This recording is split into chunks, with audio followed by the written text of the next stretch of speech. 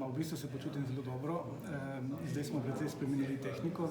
Odkar delam s Stepanom Janičem, je spremenil za veslaj, tudi sami treningi so drugačni. Čoln boljše teče, bolj je stabilen, se ne zvračam več, predvsem v desno, kot sem se prej. In to je tudi pokošček pripomoglo k temu, da imamo tudi na treningih dobre rezultate, tako da odhajam na to prvenstvo z dobrimi upi tudi za samo uvrstitev na svetovnem prvenstvu. Tako je, v moji najboljši karieri sem bil pač tretji na evropskem in pa peti na svetovnem in tisto leto tudi šesti na paraolimpijskih igrah.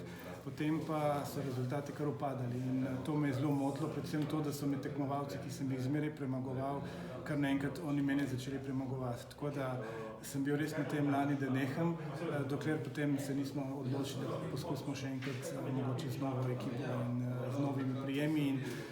Vsaj do zdaj, do prvenstva se je izkazalo to zelo dobro.